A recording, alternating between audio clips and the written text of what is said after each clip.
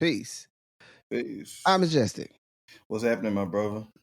Hey, man. I'm out here. We out here. It's all out here. It's all out here. Got Messiah next to me. You know what I mean? Doing, being at home things. You know what I'm saying? In the house. Getting ready for Black Skate Day. You know what I'm saying? Man. Yeah, I like that. The day is Black Skate Day here, so... I just want to represent. Yeah, he's going to just want to represent, so he's getting busy, so... You know what I mean? So, yeah, that's it, my brother. How are you, man? I'm solid. I'm solid on the precipice, as they say, of a week off of things in a couple days, out of my normal operating space. You know what I mean? I can reset and get locked in to close out the year, as I like to think. You know what I mean? Yeah. So, feeling good for the most part, though. We had a couple things, and I think we could start with. So there was a kerfuffle, as it were, and I don't totally remember. And it pertains to this because as a podcast, it's creating content and sharing stories and voices. There was, and let me know if I frame it right. Joe Budden was at Spotify and did not renew the contract there. Other people, most prominent, I think, among them, Charlemagne of the Breakfast Club and whatnot, had some, real, derogatory views.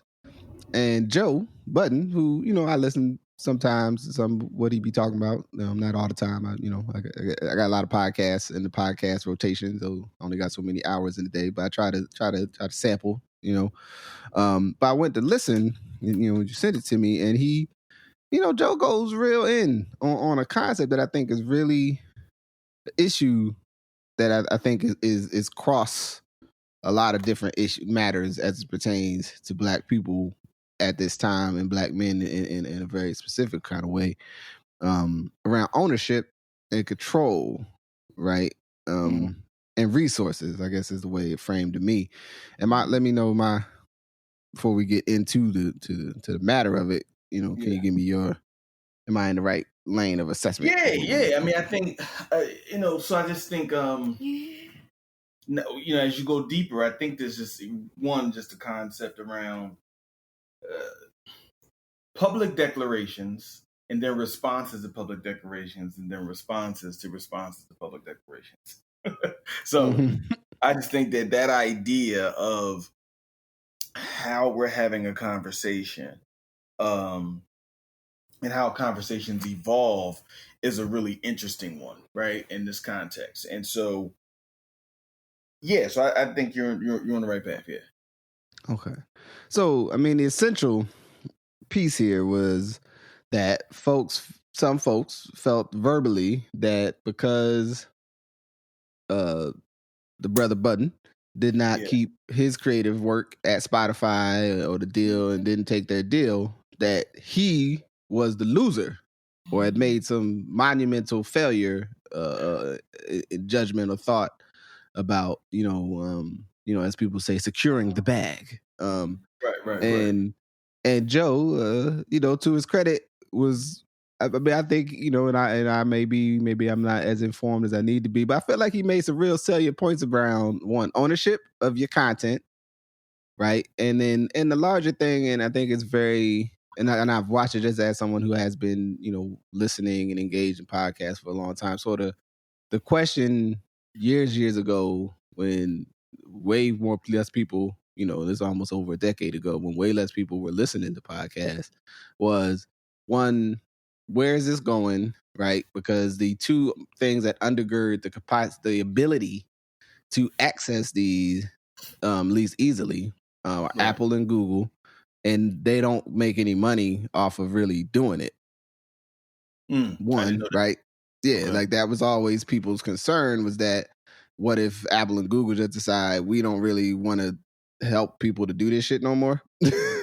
Right. Like, so you got this broadcast, really, like, in a sense, a broadcast medium and a protocol that makes it easy. Because when I first started checking podcasts, the same way like Google Reader for folks that used to do when blogs in the mid 2000s, when the first kind of Web 2.0 shit hit, you get your reader, and then people had to make sure their blog was set up right so that your reader would aggregate, whatever they were writing. Now we got a myriad of platforms, that will let you do that. And then some of those reader tools have actually gone away. I mean, Google Reader being the one that was the most popular amongst folks. One day Google woke up and said, "Hey, we don't really need to take care of this no more." And what I mean. And when I learned what you could really, so podcasts work on the same medium. You create your content, that's your information, your file, you set up the reader. Your podcast app goes and picks that file up off the internet. You know what I'm saying? So that's how the broadcast works. Okay. And those entities basically sort of organize that or allow those that registry to exist, pretty much for free. They don't charge anybody for it, but it also is a value add, right? It's a value add that, that the Apple Podcast app is still one of the most prominently used because they embraced it.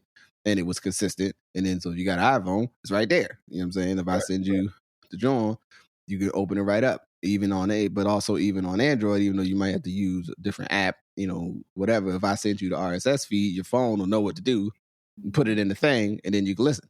So with that, and if you ever listen to Gimlet, one of their first podcasts was the Startup John, where it talks about starting Gimlet. Right. One of the big questions was, there's money here. We're not totally sure how people are going to make the money, but there's money here, right? And so that whole first season of it, he's like talking to these different investors, and he, part of it is, this whole, the whole like, unassuming white man trying to solve this complicated, problem, which, I don't, no experience, but that's a part of the dynamic, right? It's like, oh, he's like a physics teacher who decided to get into NPR, and then now he's gonna try to be a businessman, like, right? So that whole disarming reality, but then the fascinating quandary of the curious white man. Yes, you know what I'm saying? Who just can't, it's all so it's like caveman lawyer on the joint. Like, oh, this box, how does it work? How do you get the little people inside? And it's like, come on, man, you ain't caveman lawyer. But anyway, so when you get to like them figuring out like the ads, right? And like and it's interesting because in that season of it, he talks about like figuring out the ads, separating the ad music, especially with highly produced podcasts, right? Where you got, you got deep levels of mixing, and you got, you sample, you got all kinds of music and stuff in there. You got to pay licensing, and you're like, you're doing all the things, where that you may not always do when you're one dude in your house with a laptop and and a Zoom H5n and some cords and stuff, and you just putting your creation together. And then eventually, they figure out, they get investors. First of all, and when I say investors, like $1 million of investment, not like the curious experience, like I said, the fascinating quandary of the curious white man that ends up with $1 million, right? Like when we have fascinating quandaries about reality, it ends up being, somebody who knows what it ends up being, but it ends up in a Tyler Perry movie. But it don't end up being $1 million. Yeah, definitely don't end up. It might be like, I'm gonna take $400 out my next check, and I'm gonna put it into this thought I got, right? So you get that simultaneously. You got, and I'm a Bill Simmons, podcast listener. I usually listen, I used to listen, on the sports tip. You know what I'm saying? But he at ESPN embraced and pushed it. Right. And really created a lane. And then, and so for me, you got those two streams. Then you got the Joe Rogan bag.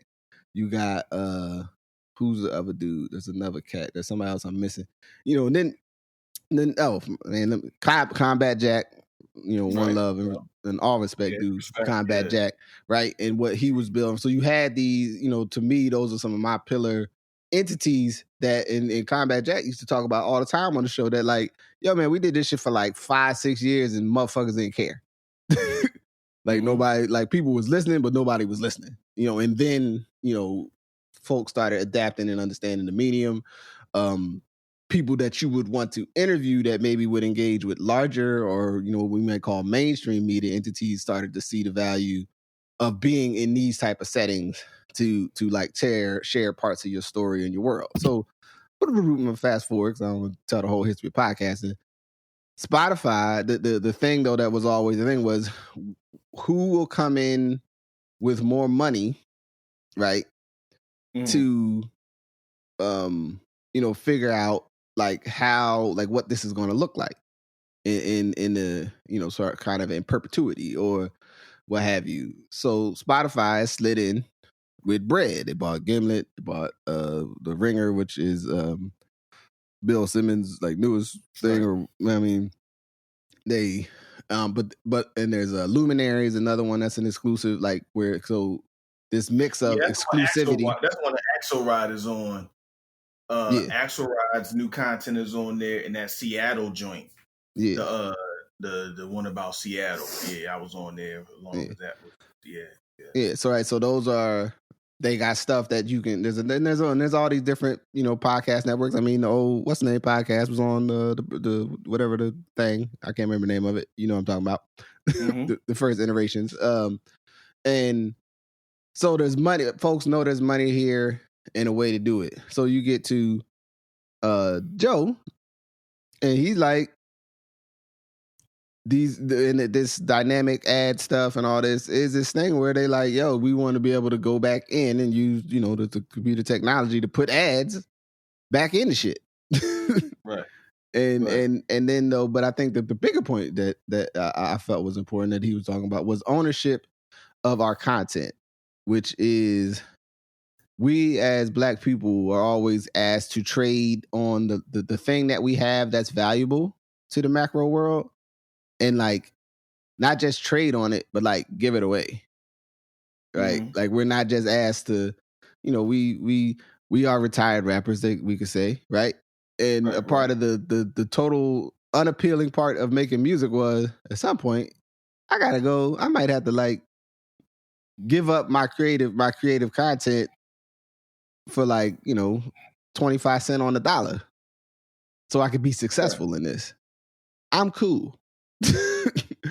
Like, well, there was a premise, and so I think there's two parts of that, right? Mm-hmm. One is, and I think the largest conversation here, again, going back to my first point, was Joe Budden making his statement. I'm not going to call it complaining. He was making his statement. People part ways from business people, from business partners all the time, right? Then Charlemagne and them making this statement. Now, here's where I think the first place goes wrong. And this is part of hip hop, as you will, or then this air quotes thing, the culture, which I think is an abomination. Because the culture of what? Like, what is it the culture of? What is it, Black culture? It's the culture. Is it hip hop culture? Is it woke culture? Like, what culture is it? And then what is your culture transferring? Because cultures transfer stuff, right? Mm-hmm. Culture is a transference of ideas from past, present, and future, right? Mm-hmm. That's what culture does. So when you're saying this is for the culture, but it's not for the people, right? Which I think is also an interesting concept. It's not for the people, it's just for the culture. But anyway, in being for the culture right now, everybody's on this thing of like minding people's business, right? And I mean, by that I mean like literally business. So it's like you keep signing bad contracts, you keep signing this is on you, right? So part of the underlying concept of Hove and stuff that he's done, as people start to judge you based on the quality of contracts that you sign, right? Or they're judging you based on what they call your business acumen, right? The truth about that is we don't know the benefit of your business acumen until later. Yeah. We don't know if it was a smart move or a dumb move. Did you want 100%? Did you want 100% of $1 million or 10% of $1 billion? Mm-hmm. Right? Like, what did you want? Now, if it served your purposes to say I own 100% of it, then that's fine. If you're in another business that you want 10% of $1 billion, that's fine too. So anyway, I won't go there yet, but there's this conversation around the quality of your thinking as pertaining to your business acumen, as defined by the twin sides of, are you getting rich or are you owning it, right? And so there's these two sides of the equation. Because one side is, are you getting rich, right? Right. You are you returning a clear, how you say, profit?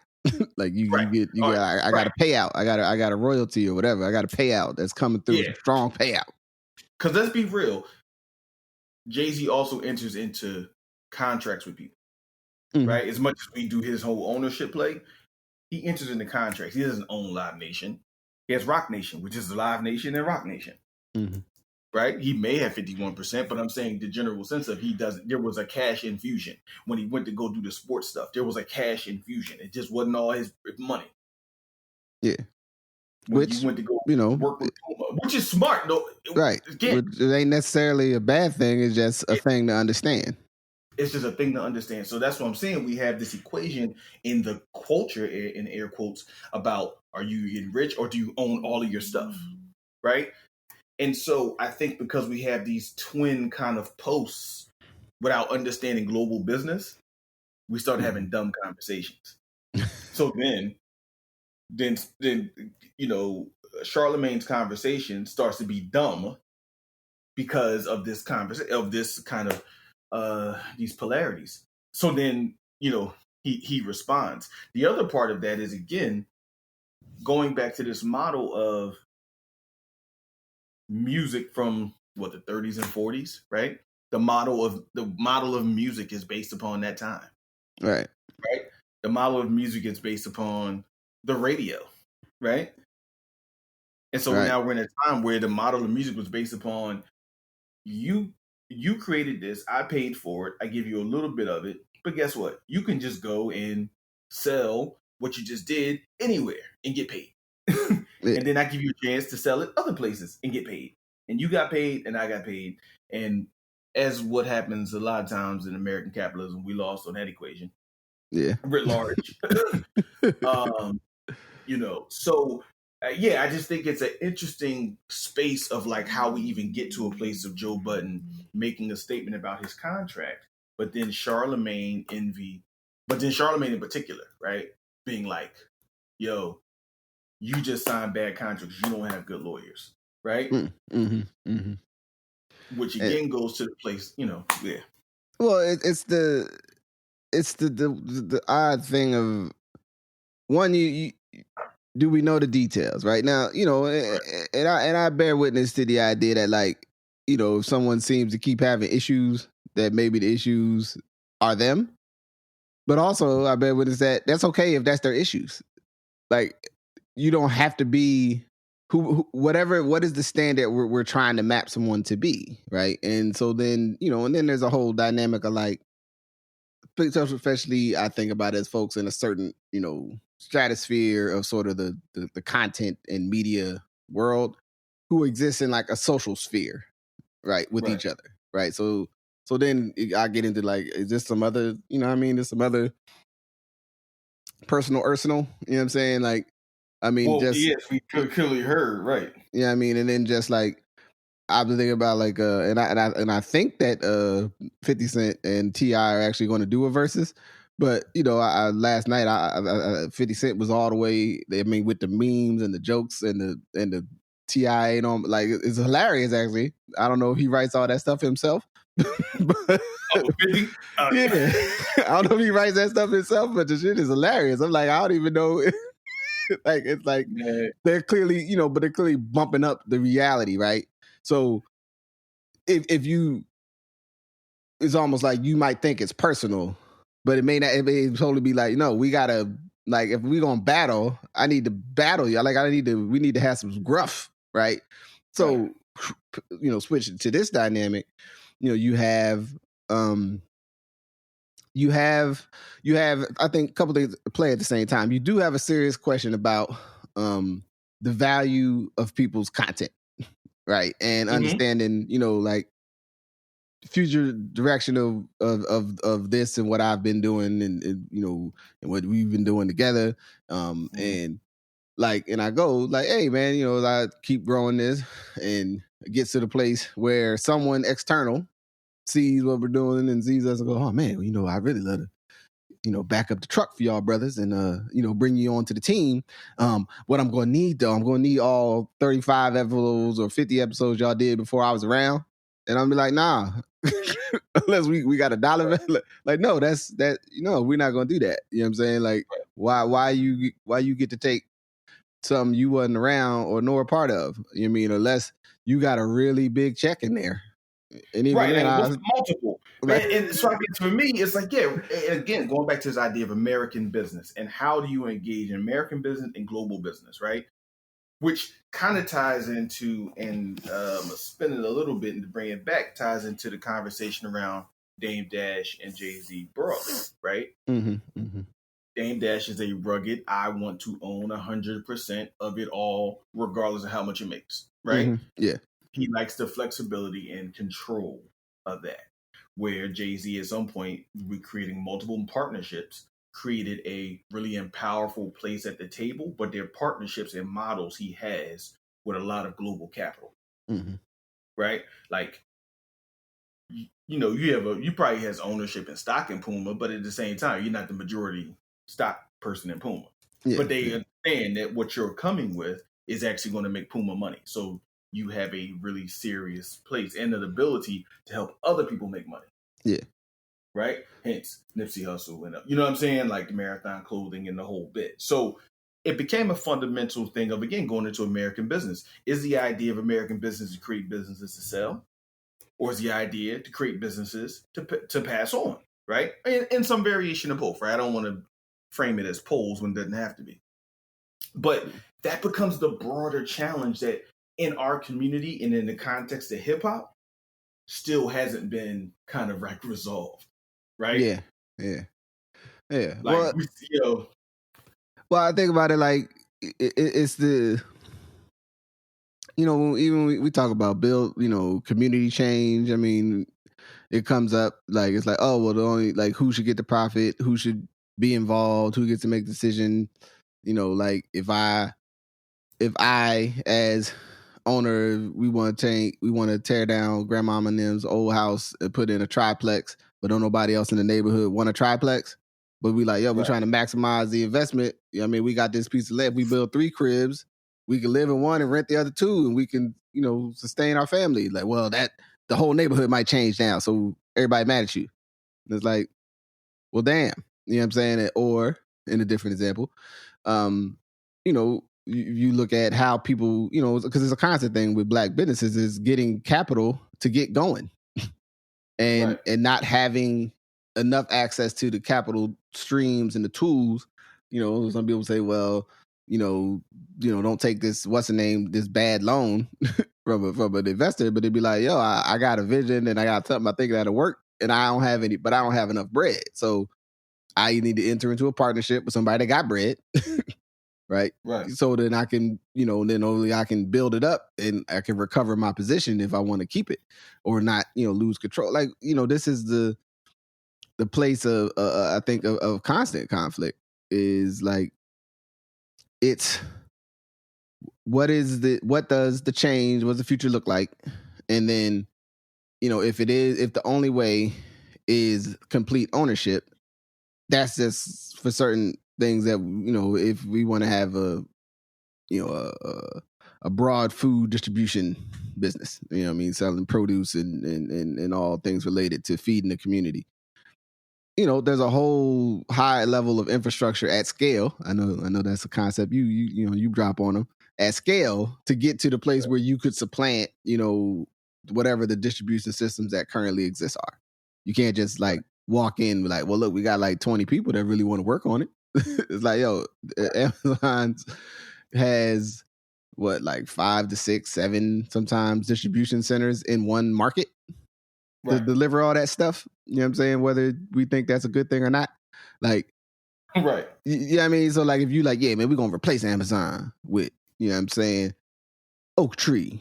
You know what I'm saying? We the new online shopping market. You know what I'm saying? It's like, yo, it's hard. Like, you know, you need a Walmart level of distribution system to like push something like Amazon out the way.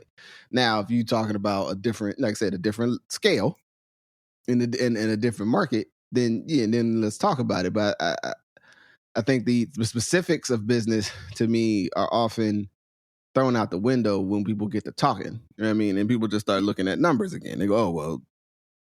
And I thought was real interesting. It's quite funny, like with Joe and his responses, and he's talking about, basically feeling like they came to the table with stuff they thought was valuable to us and not the things that we know are more valuable, like equity in the company. Something long term is like, now I don't know if everything he says is accurate, but I don't got no reason not to believe him, so to speak. It's like, if they came through with like, we thought you just wanted things that look expensive or appear to be values, so yeah, we'll give you a big dollar number, and then we'll give you, some ancillary prizes, and then we'll just go forward together. And it's like, wait a minute, nah, you're gonna get to keep all the stuff, like, right. And then the idea that, and this is something I think is really important about people realizing about anything creative that they produce. I mean, anything that you produce, period. I would guess say, if you are a person that's a writer and, you enjoy writing and you maybe haven't broke through to be able to write commercially, but you've been writing stories and poems and stuff, for the last 20 years of your life, and you got stacks and stacks of books, some of that might be hot trash. Some of it might be pretty damn good.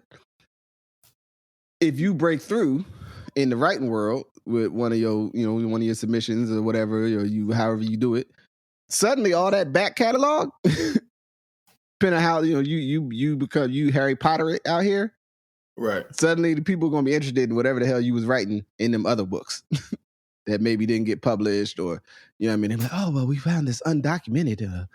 It's a poetry book that he wrote that never got published for whatever reason. It was denied 27 times. You know what I'm saying? And then because the context around you and it changed because people found something that they found valuable. So now everything you did is at least a curiosity to be explored.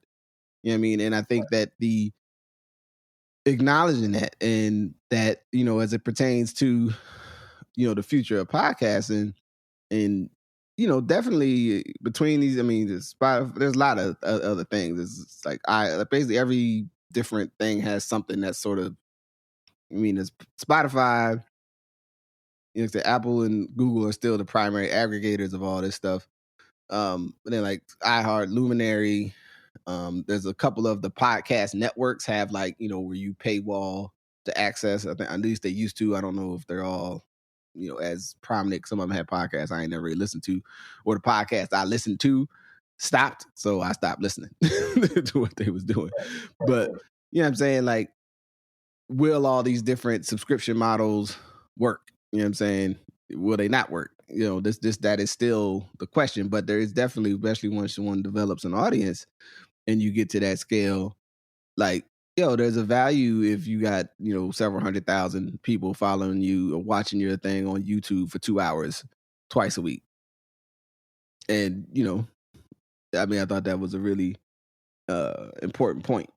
You know what I'm saying? I thought that was a really important point. And the idea, one thing for me was the specifics, again, coming out of us trying to do music and whatever that meant of the music model, which generally wasn't fair at all, but it definitely wasn't fair until you could maximize it, right? Yeah.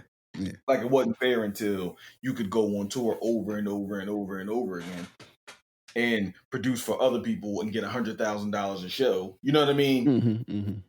And so you leveraged, frankly, your content for a bigger platform, right?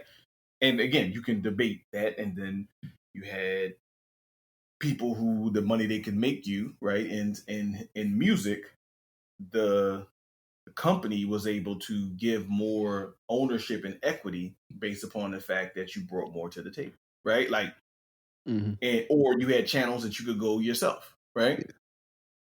Yeah. And so that all makes sense in the music sense. But as I think people who are coming from music are now going into other art forms, other forms of communication, this also speaks to, okay, are you aware of how those other models work are you choosing to try to disrupt how those other models work, right? Because you may be trying to do that. Your goal may be, I want to disrupt how, other media works. But, the thing that stuck out to me that Joe Budden was saying, besides just being absolutely hilarious and talking super greasy to Charlemagne. Yeah, he was. Homie talked super greasy, man. Like, yo, like, dang, you know what I mean? He said, just because we ain't on the same path, just we in the same cross streets. I had some girls. I'd clutch him. Who are you talking to? You, man. But you know what I mean? One thing he said that I was thinking about, and even thinking about in the context of the dialogues we have and all the listeners, and thank y'all for listening. Like, if 3 minutes and some seconds on a streaming place is worth, I don't know, 0.2 cent. You know what I mean? Mm-hmm. How much is 3 hours worth? Right? Yeah. And so is it 100 times? You know what I mean? Like, is it, so if it's 3 hours, let's say just for the sake of saying it, it's 3 hours, which is 180 minutes. So 3 times 60. So is one listen of the podcast 60 times worth what one song is worth? Mm. Right?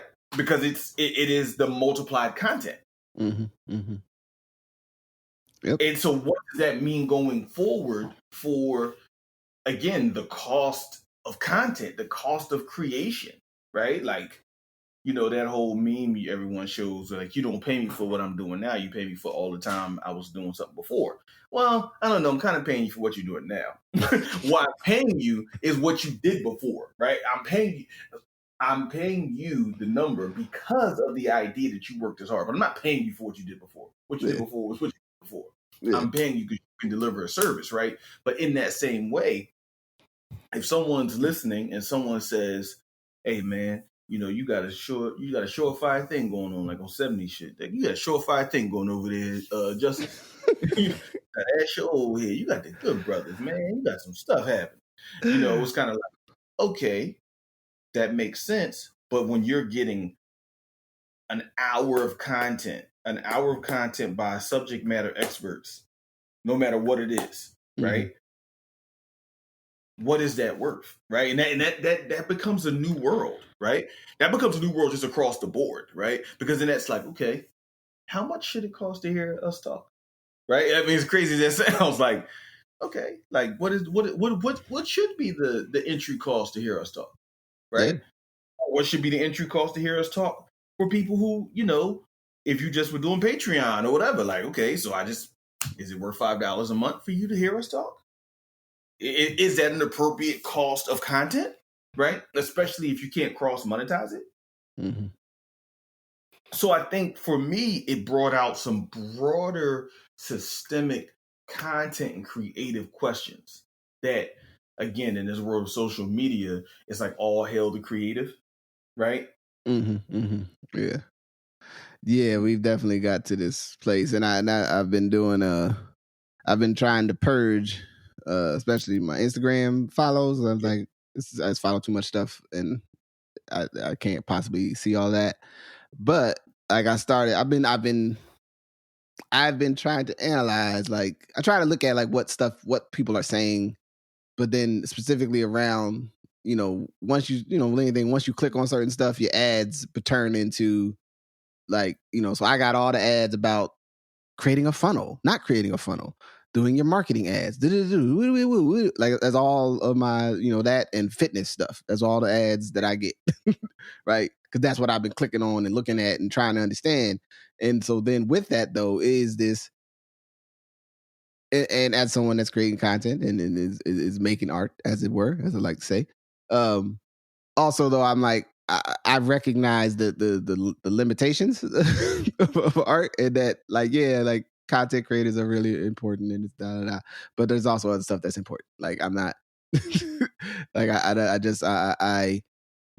think one can get pulled into a bubble about like your value to the larger world. You know what I mean? It's one of those things that I think is I mean, like many things, but definitely it's the fine line of like telling our stories and being in control of our narratives is a part of why I do this, and a part of why I have to do this for my own sense of self. But also, I recognize that it don't like it ain't all about me, and it's okay if everybody don't dig my story. But there's people who like, oh, I'm a content creator for life, and everyone, and they need to give me the, I need to be up there with this person or that person, and I'm like, no, you need to build an audience. Like I need to build an audience. Like, and I think it's the, you know, I'd say a lot. It's the whole like 8th place participation trophy, like because you participated, like you deserve a trophy. Because you've identified yourself as a creative, you deserve to be taken kind of seriously by everyone as a creative. You know what I mean? Again, kind of connecting to that hip hop, like I'm not a businessman, I'm a businessman, right? Mm-hmm. Like that whole idea. So it's like I'm a creative, pay me. But like, what are the in a world full of new rules? What is the cost? Right? Mm-hmm. What is the cost of the content? Right. And how does that play into the back end? How does that play into, you know, to the contract, and to Joe Budden's point, like, okay, from his perspective, he's not trying to pay for Spotify's infrastructure. Right. Right. But what is the cost of the Spotify's infrastructure that allows you to be heard by this many millions of people, assuming looking at your you know, their share of the market? And is there a cost that needs to be played into that, right? And I think for so long, other people, whether in New York, LA, Chicago, Tokyo, London, Paris, Brussels, right? There's been this group of people, and you see it when you go to Europe because you're watching TV shows and you're watching stuff and you're like, wait, I didn't even know that company existed. And then, oh, that's the company that does the thing that allows you to have fun. Oh, okay, cool.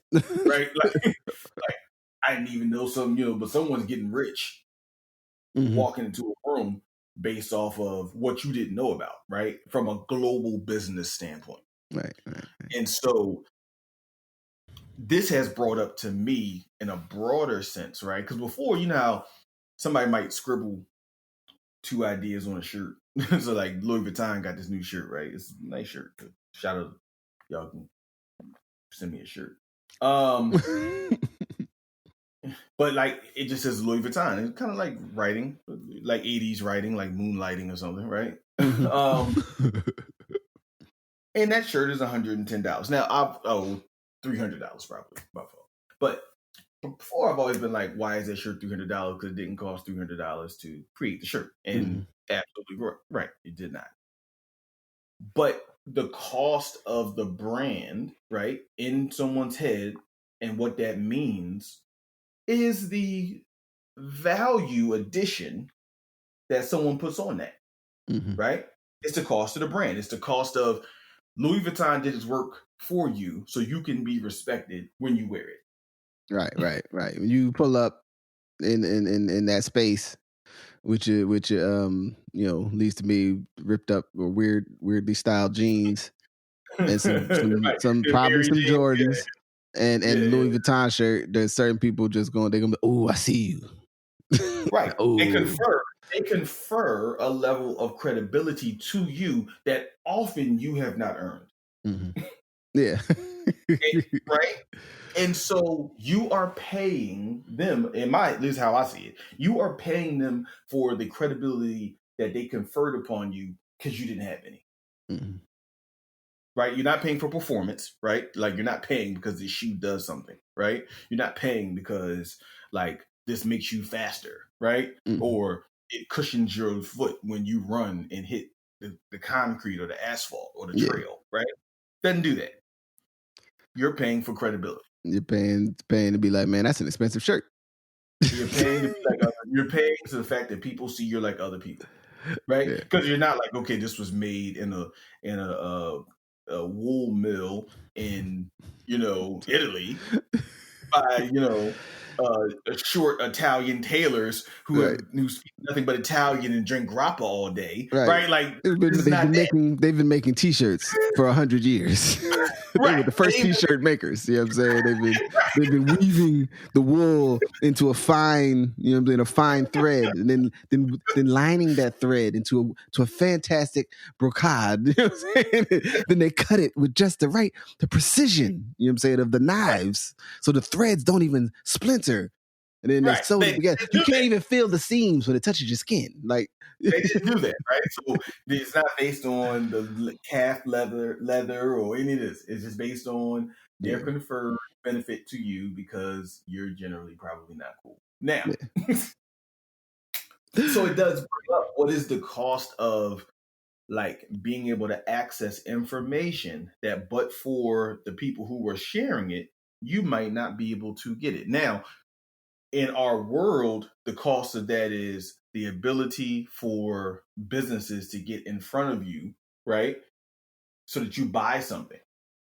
That's the cost, right? The cost is what companies are down with the stuff you're talking about. And if they have a commercial, then the listener, who we assume can be easily swayed by commercials, will then go and buy something.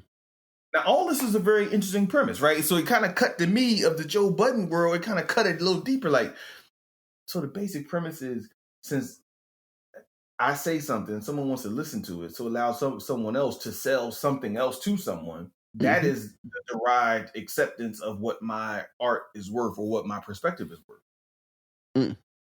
Not actually what it does for that person. Right. How insightful it is, right? It still is based on this idea of marketing and promotions to people to go buy something else that may or may not have anything to do with what I just talked about. And you know what? The one thing I say, and I know you can appreciate this, the bevel phenomenon, right? When Combat Jack will always have the bevel commercials on, right? And black podcasts would have bevel. Now, Tristan Walker was a genius for this because he saw that podcasting was like the way that his demographic was starting to get information. Absolutely. You know what I mean? Yep. He knew that that's the people he wanted, and so he made sure that Combat Jack always talked about bevel. Right before I use anything from bevel, Combat Jack talked about it ad nauseum. Right. But that allowed Combat Jack to make the resources to have the capacity to do the thing, to have bevel proposition me 3 times in 2 hours. Yep. And then, I mean, bevel, especially when they made they push, it was at least 2 other black podcasts I can think of. I think that were all, I mean, it was clear. And that's the thing that I think about with this medium is that if there's a niche that you're trying to reach and you got that niche, then now to other people you're valuable, not to say whether or not that niche will pay you directly.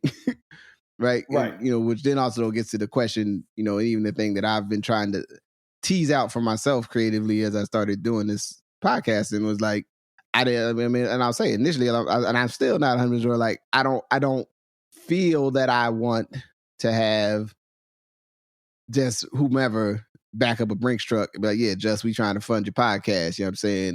You know, Hobby Lobby, you know, wants to put $2 million we want into your podcast. I'd be like, damn, Hobby Lobby, I can't really rock with y'all. Y'all kind of got some, y'all got some tendencies I ain't really cool with. But damn, that's a lot of money, Hobby Lobby. I had to look at it like right now. Like I had to look at it like, but then I got to have the level of Hobby Lobby knows they would give me. Who else would give me $2 million? Because Hobby Lobby wouldn't find me on their own, right? Somebody else might, you know. But and I think it was something that Joe did speak to about, you know, the kind of conservative engagement with audio based media, right? Yeah. Which is and he said it is a business. You know what I mean? You know, the Rush Limbaugh world, even though they, you know, I guess that's I mean, he ain't gone, he's still on the air, but you know that since the 80s, you know, really has been a very real business. You know, where you know, as you could say, TV maybe leaned more left, radio leaned more right. That ain't no love. And that ain't, you know, that's the absolute truth, Ruth. And so when you get to like this moment and you go, oh yeah, like Bevel, what's the there's another one I'm trying to remember that had a hard push, and especially related to black men.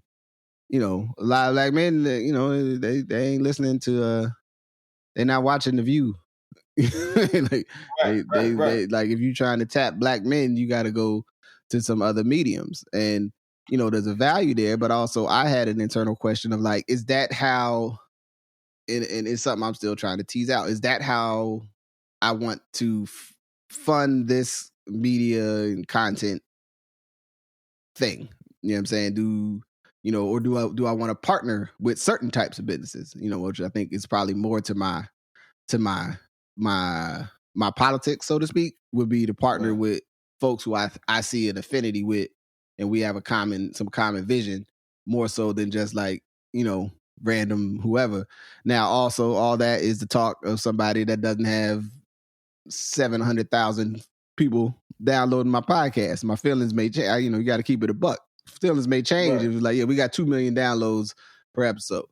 You know what I mean? It's like, oh snap, we independent on the demographic data that you can pull from that. You got to ask the question like, well, who's listening, and you know, how is this functioning? You know what I'm saying? And to me, that the crossover thought I have with that as it relates to what's happening in our communities, and I think some of the stuff that he brought up with like being like Revolt and different media companies and business in a broader sense, from real estate development to manufacturing to distribution to all these different spheres where folks are like, yeah, man, start a business and be an entrepreneur and woo, woo, woo, woo. You know what I mean? Get your own clothing brand going. You know, whatever the play of the month is though, like when we talk about, you know, in this moment of protest and a heightened public display of the struggle for our you know, institution, our interpersonal or freedom, so to speak. How do we see that being? How do we see the new world being funded and taken care of, substantiated, whatever the word is? Maybe if we want to move away from the money concepts, brother. You know what I'm saying? We involved in a different form. You know, whatever the model is. It's like, you know, there's a communications disconnect with some of this stuff, and but then there's also a, what is it gonna, like, if the community changes in whatever way, what are the things that allow the resources that are needed for people to sustain themselves to come in and out of that space? You know, if it's, you know, people tell me, you know, we're late stage capitalism. I'm like, word up. So how do y'all see the transition from late stage capitalism to whatever you're implying is about to happen next? You know what I'm saying? It, like, or if some form of socialism is the only way forward, like what actually does that look like? What are the details of it? How are people engaging? How are the resources and materials moving back and forth? How is the trust established between people to produce one thing, to trade for another? Like, there's a whole lot of other details people be glossing over, and I'll be like, you know, things are always changing, and I don't, you know, I'm not one of the people that ascribes to the like ain't nothing different philosophy, which you mean, you know very well, but maybe other people don't know. I think that's something people say when they want to be, they're upset, and you know, they're cognitively they're not in the other place where they could think about it in a different way. So they're in the amygdala, as I like to say. And you go, what will be different? How will it function? And are you willing, as I just listened to Nice White Parents, which is a serial joint about schools. I think we talked about this, or maybe didn't.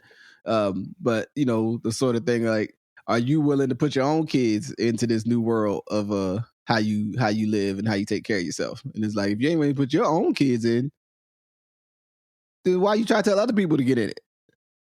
Like, ain't nobody going for that new thing. You know what I mean? So when we start talking about positive media and media that speaks to our values and shows respect and care and concern for how we see the world, we don't invest in that media. If we listen to the media, right? We don't share the media. We don't if we don't, I mean, not everyone, some people do, we have to ask these questions. Like, that's why I make an effort to listen to different podcasts, and especially different Black people's podcasts.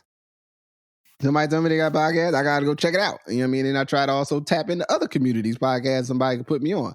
Now, there's certain stuff I'm not, there's a whole lot of pop culture podcasts from different people of color that I don't really give a shit about.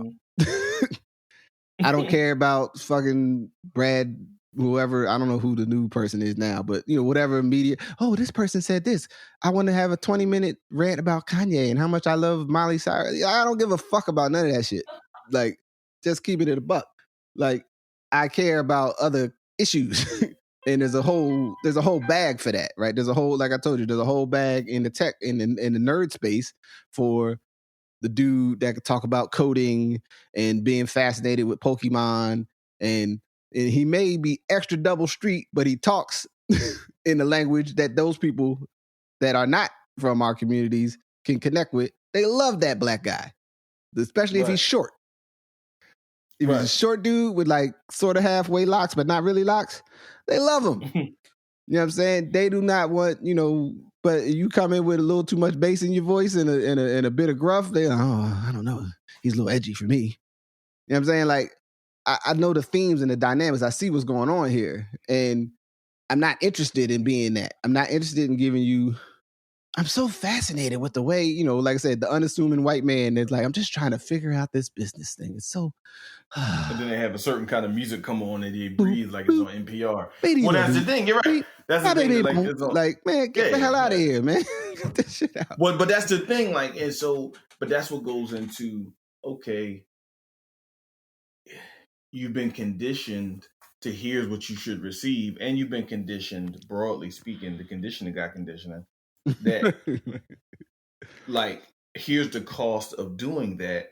And then when everyone's like, let's think of, a whole new world, right? Like, everyone wants to, like, to your point, like, talk about a whole new world, but you don't want to talk about the cost of maintaining that and the cost of sustaining that. Because if, and I always use this example, you might want to say to somebody, support me as a creative, but you might be getting, like, T-shirts from another country where people's fingers are getting stubbed and cut off because they got to create 1,000 T-shirts. Mm-hmm. You see what I'm saying? So, like, are you trying to put a good sheen on a messed up model, or are you trying to change the model? Right? And so I think that's also Joe Budden's conversation. And again, he may end up like where the Dame Dash world. He may end up with Dame Dash Network, which I totally respect Dame Dash, but I'm not watching nothing on the Dame Dash Network. He ain't did nothing to make me pay for no Dame Dash Network. I've been trying to like at least like peep it out a couple times. And it always seems like I have trouble connected to it. And I'm just like, all right, no, yo, that's what I'm saying. He like, it's like, okay, I get where you're going and the idea of having alternative. I think we've talked about this. Like, I think one of the biggest things in the Black community has been a challenge is we don't have our own, like the shift of Black radio, and how I would argue the power of Black radio hasn't transferred onto the other platforms yet. Yeah, right? Yeah. Like it hasn't, like that. Just what that held and what Black radio has meant has not gotten to that other place. So I get where you're trying to go to and honor that, but then it still has to be. It's like the early vegan food from white people. Am I eating it because it's healthy, or am I eating it because it's good? Right? Now, I want it to be healthy and good, right? Right. If it's good but not healthy, that's a challenge. If it's healthy but not good, that's a challenge, right? And so you have a network. Am I watching it because you're giving the middle finger to the man? Or am I watching it because there's actually consistent content that I personally find interesting, right? And let's say you want me to take one for the team, man. Just watch it till we get better. Okay, I even get that. Just watch it so we can have more people, right? Okay, but how long is that gonna happen You know what I mean? Again, and it goes to like this model of how are you segmenting your crowds? How are you doing this? So I think the Joe Budden, just the broader conversation of the Joe Budden thing brings some bigger points out about, the new models, the attractiveness and the premium that they're paying you for your old model. Because, for example, and I'll stop here, I have probably watched 4 Joe Budden shows. Now, I know it's a wildly popular show. Yeah. But I've watched 4 of them. The one with Pusha T, he was mad at Gilly the Kid, he was mad at Gil, he was mad at somebody else. Like, I've watched like that many of them, right? And I guess Gil and them was serious when they said you don't own nothing. I guess that was true. Whatever. And so it's like, now wherever you go next, right? Cool. Will I be able to find it as easy? Right? Will it come up on my thing?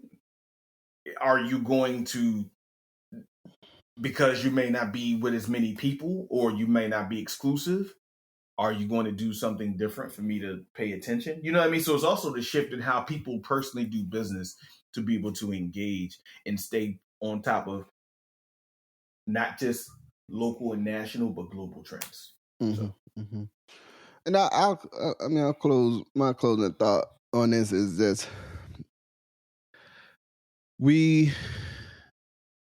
there's a serious conversation, and I think akin to the value that. Maybe I say it better this way. I've my personal opinion and personal position around and me even being involved in this medium is that us having as a community vehicles that speak to our story and our perspective, especially on a broad range of topics, is therapeutically valuable, but it also is actually very long-term politically, culturally, economically, the whole bit valuable, because we have to have some control of how we're talking about the world that we live in and the world that we're making. Not to say that any of them shows is actually about that in the in the like, how do you develop a property kind of sense, or the I don't know, whatever, right, the maybe more how they say gray matter heady perspectives on the world. You know what I'm saying? If 2 hours to talk about some records, you know what I'm saying, which I like records and all that, but everything's got its space and its lane. But right. Somebody a cashier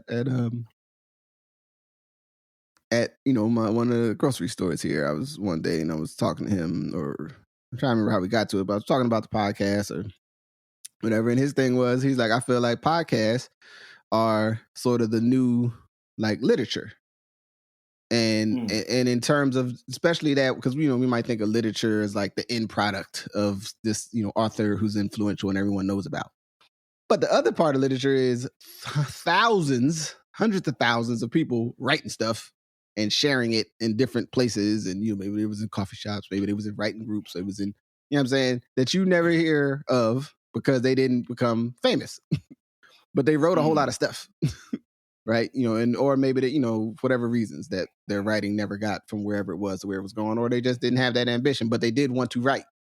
You know what I'm saying? And as a thing that people can do, we have the technology where you can sit down and verbalize some thoughts and record them, and you can save them or share them or not save them, or the video log, the blog, all these things are part of the same thing of sometimes people sharing their thoughts and making them exposed to the world. And it's important to me, and I think that there's a future for us having as many vehicles where folks are trying to dig into the weeds or to share different stories or to inquire and investigate aspects that are important to us and come to for our benefit and or for our jokes and good times. and then there's a record and people can access it, right? They can access it later.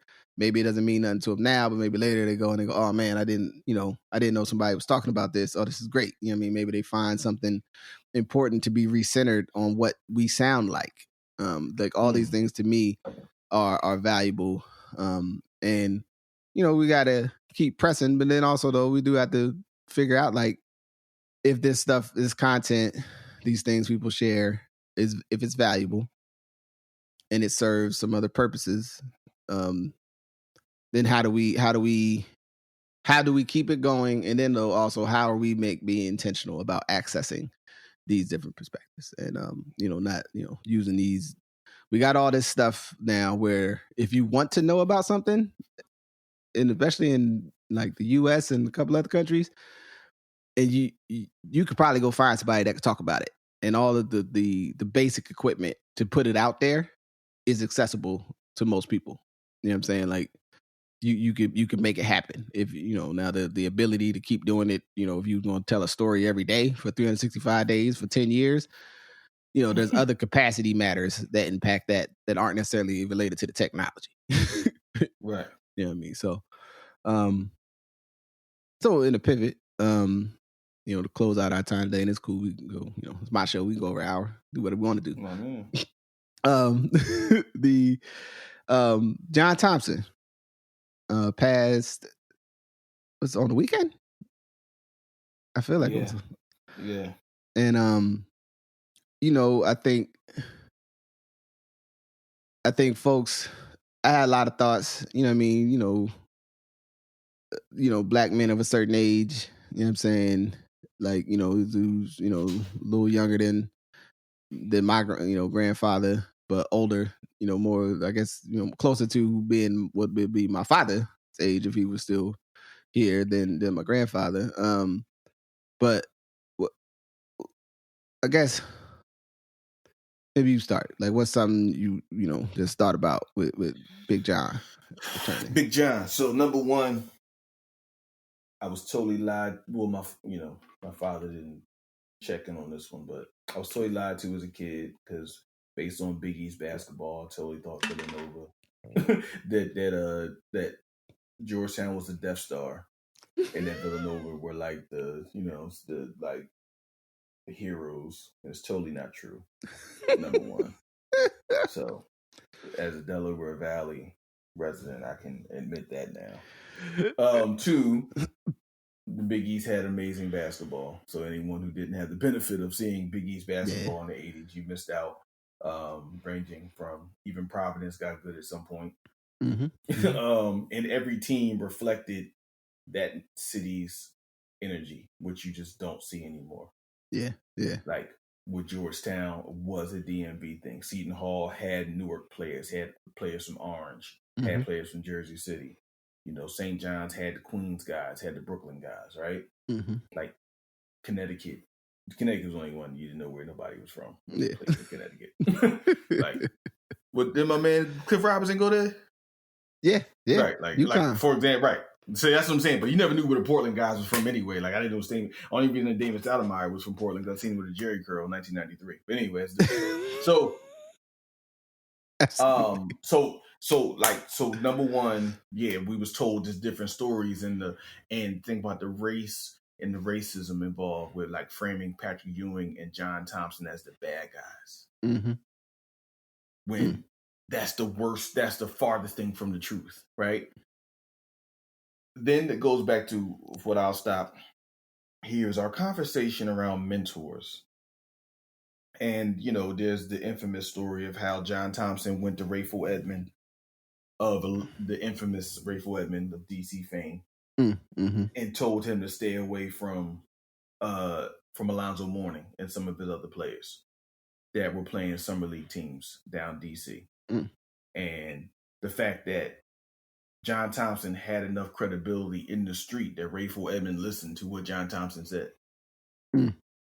That right there is a testament to John Thompson. I mean, we know Iverson, we know the other guys, like we know what he did to get guys from DC into Georgetown and get them access to a world that even though it was less than 10 to 15 miles from them, they never would have. If you was born in Southeast, or you was born deep uptown, you would never have access to what they call Hoya Saxa, right? Mm-hmm. He gave them that access. He fought. You know what I mean? He didn't take no quarter from nobody. You know what I mean? And so I think him, Nolan Richardson, like these, obviously George Raveling, and these coaches from another time is signaling a changing of the guard. And I don't know if the guard that's changing is a good guard. I just know it's a change. Yeah. So that's where I'm at. Well, the thing that and it especially is like people were, and it was dope to see the number of black men that were athletes, at different levels, or just had whatever, that were like expressing their admiration for what Big John did for them. Right. And it's something, we talk about, we speak about it with mentoring and relationships and fathers and sons and so to speak, surrogate fathers and, your fictive kin fathers and sons. The value as when you're a young man of other men, of an elder or older man that will embrace you with not necessarily like will embrace you. You know what I mean? Put their arm on your shoulder. Yo, young brother, come here, man. What's going on with you? You good? Come in here. Let me put you, help me, and be, a part of your, as I like to say, your pantheon, man. Like I tell you, man, you need to have a pantheon. You need to have, to me, it's important that you have, family, your moms, pops, absolutely important. And if you're fortunate enough to have both of those people in your life and they're healthy enough that they're an add-on and not a challenge for you, man, all power, all praise due to you. But we also need, like, you need somebody that ain't your moms, ain't your pops, that can pull your coat or can help you see other things about yourself, can help you through other phases of your life. And especially in that role as a coach at a major university, a university that some of them young men wouldn't have had the access to if they wasn't playing ball. Right. And I think is that he had, he was about getting them dudes out of college. It wasn't just getting them in there and John Thompson was going to ride them to the next wave of personal success. You know what I'm saying? It's like, nah, I'm going to get these dudes in here. They're going to play ball. And then, some of them may go to the NBA. Now, like I said, it's hard for some of us to realize that even in the 70s and the 80s, especially at the beginning of the 70s, going to the NBA was not necessarily the lucrative life change. I mean, it was a good opportunity, but it wasn't this like, oh man, like it is now, where it's like, man, you get that rookie contract, man, you out here. You know what I'm saying? Like in the 70s and the 80s, it was like, hey man, you good, but keep playing. Because it ain't gonna last, you know what I'm saying? But the almost, I think about it like the tactical, and this was something speaking from a fan perspective. My grandfather's thing with me and the coach and everything in Hampton was like, I want to get folks in here and get a chance to get an education, to wholly have access to other opportunities. Not, I can't guarantee that they're gonna get these opportunities, but I want to do my part to make sure they have an opportunity to get access. You know what I'm saying? Right. And as a ethic that folks walked with, it's something that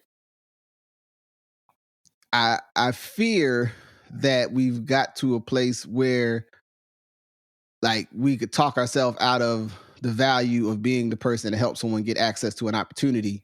And like it's only valuable if I can get you a guarantee, which is like, that ain't how the world works. I mean, like I could guarantee you something and you could fuck it up. Right. So if I guaranteed you a job that pays $50 an hour if you finish this training program, and then you finish the training program and immediately get on the job and is fucking on your phone every day or going late or whatever the hell happens, like I didn't really, I mean, I helped you with the opportunity, but you could blow it. But I wanted my role was not to live your life for you. My role was, hey, let me help you understand some things that could maybe be something that allows you to be successful. But you have agency, and the power is ultimately in your hands. And as a public person, like I've known men like John Thompson. I mean, I never met John Thompson himself, but I think it was important, being a youth in the 80s and seeing Big John up there yelling at people and what I'm saying, and pulling up on stuff and then watching the Big East basketball the whole bit. But the John Chaney. Mm-hmm. Same one. Yeah. Same bag. Like, yo, I ain't saying that they always was right in everything they said or did, but it was a hard job being a public leadership black man, and it's still now, but especially then in America. The way you get talked about in the media, the way your motivations are questioned, all that stuff, I don't think folks fully understand. What those men went through, and then what also happens is always the case in college basketball, especially in college football too. It always seems somebody get jammed up with the money thing. Somehow, as a black coach, always the one that's taking the fall. And I'm like, y'all white coaches trying to convince me, and none of y'all's out here giving up money. I mean, outside of what's it? Patino, Calipari. The other one, Eric Dickerson and all them. SMU, everybody knew SMU. Oh, yeah. You know what I'm saying? But like, it's like, yo, even Barry Switzer too, I guess. But yeah, I'm saying, like, especially in basketball and even in this recent stuff where it's like, yo, yeah, all the black coaches appear to be the ones getting the jam. I'm like, you trying to act like the black coach was the only one? Like, the other, okay, all right. That's cool, NCAA, FBI, sure. You know what I'm saying? Like, seeing John Thompson on TV was, a public, like, hey man, this black man in charge, and these other black men, like they're in a relationship dynamic of like leadership and response and support. Like, you know what I'm saying? You see you saw at times the affection, you know what I'm saying? You saw at times like, hey man, like I'm barking on you because you did something you weren't supposed to do. But sometimes that happens, right? Like, we can all come back like from somebody having to be barked at. Like, I got, enough respect, you know what I'm saying, and love, for John Thompson. And then like that, I didn't even know till later when I watched just later when I'm out of there, I didn't know he played for the Celtics and all that in the 60s. Like, I just, me, John Thompson was just burst out the ether when I started watching college basketball in the 80s. It was, oh, it's John Thompson, he's a black man, he's cool. I never in my mind thought like, oh, he might have been a player, before, like, but that's what you do when you're a kid. So, you know what I mean? I just think I don't want it to, in terms of, black men as public figure, sports coach is one of the sports coach in the last 30 years is one of the roles that we've been able to be prominent, have been able to find success in a platform. And, but then on the other hand, the other side of that is sometimes we have not had a platform, meaning sometimes the coaches couldn't speak their mind freely, right? Sometimes the coaches would get, they face undue criticism and a shorter, evaluation, kind of framework. And then also understanding him as institution that set the tone, because basically before John Thompson, Georgetown wasn't nowhere. No. For college basketball, but he made it something. You know what I'm saying? So much love and respect. My man. So, with that, I mean, anything else for the good of the order? For the good of the order, I think we good, man. Same bad time, same bad place. Peace, my brother. All right. Peace. Thank you for listening to Good Brothers. Thank you to my brother, Majestic. Thank you to you for listening. We record regularly, and I'm looking to get us on a standard schedule, really coming in to October. I mean, big things coming to the future of the podcast and the content that we're creating here. Please support us by listening, sharing, rating, subscribing, and all that. You can listen to the podcast on Apple Podcasts, Google Podcasts, Stitcher, Overcast, YouTube, SoundCloud, at least for another month, and any other platform where you can find if you search for it, just hit the link and listen. You can also support the podcast by following Ask Your Oldhead on Patreon. Your monthly contribution will go a long way to the future development of this content and keeping this thing afloat as we look to bigger and brighter things in the coming months and the coming year. Please be safe. Please look out for the person next to you, across from you, all around you. It's trying times, but we try to get through it together. Much love and respects to Big John Thompson.